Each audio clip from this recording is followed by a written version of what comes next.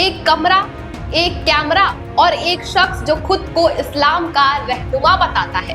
मगर 15 मार्च को इस शख्स ने जो किया वो किसी रहनुमा का काम नहीं था। ये था एक खुली, बेशर्म और सीधी चुनौती देश के कानून को, उत्तर प्रदेश की पुलिस को और मुख्यमंत्री योगी आदित्यनाथ को। नाम है सैयद अय्यूब। इंस्टाग्राम पर 20 लाख फॉलोअर्स और इसी भीड़ के नशे में चूर होकर उसने वीडियो पोस्ट किया जिसमें कहा कि संभल ही नहीं, पूरे हिंदुस्तान की सड़कों पर ईद की नमाज पढ़ी जाएगी। जेल की धमकी दोगे, परवाह नहीं है, केस करोगे, डर नहीं है। और मुख्यमंत्री योगी, उनके लिए उसने ऐसे शब्द इस्तेमाल किए जो तथाकथित स्कॉलर की जुबान से निकलने लायक भी नहीं थे। अब सवाल ये है कि आग इतनी अचानक क्यों भड़की? दरअसल इसकी शुरुआत हुई 12 मार्च को। संभल के पुलिस अधिकारी कुलदीप कुमार ने एक बैठक में साफ ऐलान किया था कि ईद के मौके पर सड़क पर नमाज की इजाजत नहीं दी जाएगी। जो भी मस्जिद के बाहर एक कदम रखकर नमाज अदा करेगा उस पर तुरंत मुकदमा होगा और सीधे जेल होगी। बस यही सुनकर हैदराबाद में बैठे सैयद अय्यूब का खून खौल उठा और उन्होंने देश भर के मुसलमानों को उकसाना शुरू कर दिया। कह दिया, सड़कों पर उतरो, नमाज पढ़ो, किसी से मत डरो। मगर यहाँ रुककर एक जरूरी सवाल पूछना बनता है।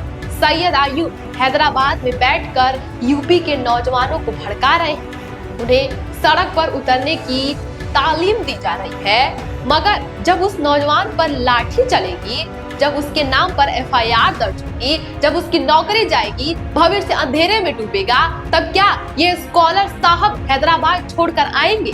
क्या उसकी जमानत करवाएंगे? क्या उसके घर का खर्चा उठाएंगे? जवाब सभी जानते हैं, यही होगा जो हमेशा से होता आया है।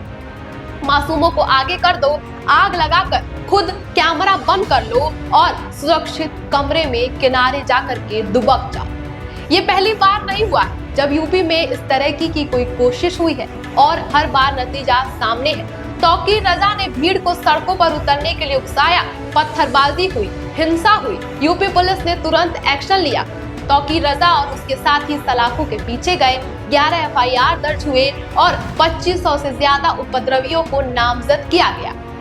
बरेली के नदीम खान के शख्स ने व्हाट्सएप ग्रुप के जरिए 1600 लोगों को सड़क पर इकट्ठा किया। पुलिस ने उसे गिरफ्तार किया। आपत्तिजनक सामग्री बरामद हुई। सितंबर 2025 में एक मौलाना ने CM योगी को दफनाने की धमकी दी। एक्शन हुआ तो वो अंडरग्राउंड हो गया। बिहार के मौलाना अब्दुल्ला सलीम ने CM योगी की मां को लेकर भद्दी टिप्पणी की। देश भर के 83 थानों में FIR दर्ज हुई और जनवरी 2026 में बरेली में बिना अनुमति एक खाली मकान को मदरसा बनाकर नमाज पढ़ी गई, जिसमें 12 लोग गिरफ्तार हुए।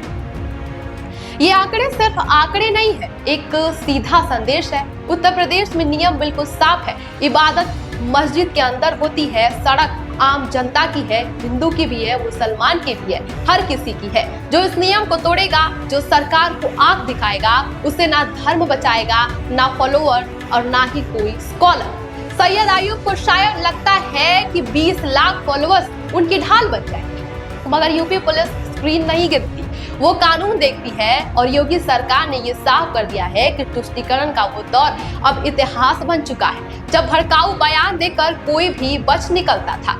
आज हैदराबाद में बैठे सैयद अय्यूब को उन तमाम मौलानाओं और स्कॉलरों का हश्र याद कर लेना चाहिए जो इसी रास्ते पर चले थे। उन्होंने भी योगी सरकार को ललकारा था, उन्होंने भी सड़कों पर उतरने की बात कही थी। आज वो या तो जेल में है या फिर अंडरग्राउंड हो चुके हैं या अदालतों के लगातार चक्कर भी काट रहे हैं। असली नुकसान उनका नहीं होता, असली नुकसान उन नौजवानों का होता है जो इनकी बातों में आकर अपनी जिंदगी दांव पर लगा देते हैं। सैयद अय्यूब जैसे लोग समाज के रहनुमा नहीं है, ये आग लगाने वाले हैं और आग लगाने वालों का अंजाम इतिहास में हमेशा ही बुरा होता है।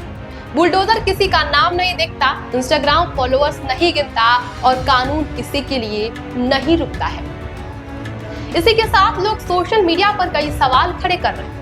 लोग कह रहे हैं कि ये मौलाना या तो अपने आप को लाइमलाइट में लाने के लिए ऐसे बयान देते हैं या फिर ये बार बार उत्तर प्रदेश के मुख्यमंत्री योगी आदित्यनाथ से पंगा लेना चाहते हैं और शायद इसी पंगा लेने के चक्कर में ये भूल जाते हैं कि योगी सरकार आखिर है क्या।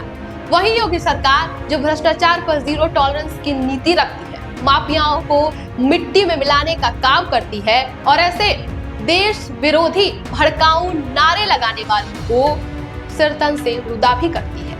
और फिलहाल इस खबर पर आपकी क्या राय है, हमें कमेंट बॉक्स में जरूर बताएं।